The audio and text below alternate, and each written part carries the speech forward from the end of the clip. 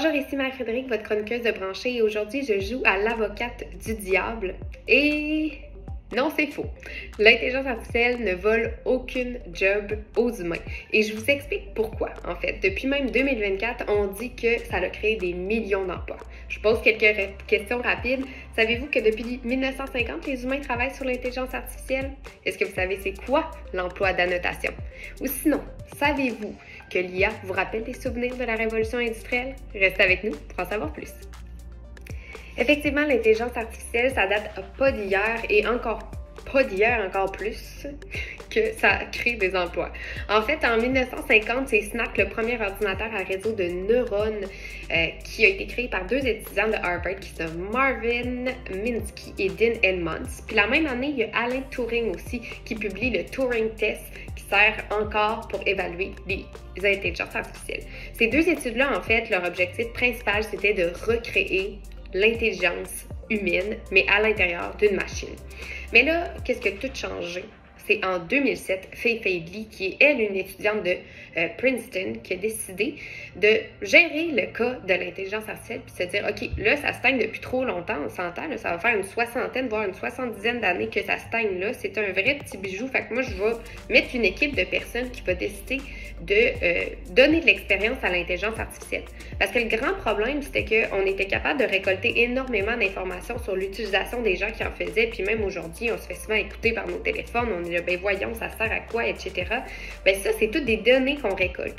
Mais là, le problème, ou que ça crée vraiment un nœud entre ces neurones-là, c'est quand il y avait des cas marginaux. Je donne un exemple. Mettons qu'on regarde dans les yeux des aspirateurs robots. On se dit, oh, là, elle a trouvé quelque chose par terre qui était mouillé, puis là, ils se mettent à éparpiller tout partout. Bien, en fait, c'est que c'est un cas marginal. C'est pas quelque chose qui était prévu puis qui était récolté dans l'information qu'il y avait. Donc, elle s'est dit, effectivement, c'est ça le problème.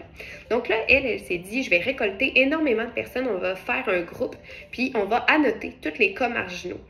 Fait que eux, ensemble, se sont rejoints et c'est là que ça s'est mis à débloquer. Depuis ce temps-là, il s'est créé un nouvel emploi qui se nomme l'annotation. Et c'est là que je vous en parle. Le travail d'annotation, ça mange quoi en hiver? En fait, une journée, tu peux rentrer au boulot puis ça va être de classer les vêtements apparaissant sur des égaux portraits. L'autre journée, ça va être de regarder à travers des yeux d'aspirateurs robots et de classer les pièces. Une autre journée, ça va être de dessiner des carrés autour des lidars qui sont des appareils de télédétection installés sur des motos. Le travail d'annotation, c'est ça, c'est plate, c'est répétitif. Les salaires sont très peu élevés. Il n'y a pas d'information, pas d'aspiration vraiment. C'est une tâche qui est très, très ennuyeuse. Donc, on estime qu'en fait, en 2024, en ce moment, il y a des millions d'emplois, des millions de gens qui travaillent comme annotateurs. Mais en fait, on estime qu'il va en avoir des milliards aussi à venir. C'est une job qui va prendre beaucoup d'ampleur dans les prochaines années. C'est loin quand même de nous redonner notre humanité, sachant que l'intelligence artificielle est supposée d'automatiser les tâches qui sont répétitives. C'est là la question qu'on se pose, en fait. En fait, ça se rapporte à la révolution industrielle, le même moment en fait qu'on est passé de l'artisanat à la production en chaîne, ou encore comme que l'arrivée du téléphone ou de la machine à écrire qui ont généré de nouveaux emplois pour gérer une quantité accrue de correspondance ou sinon de paperasse.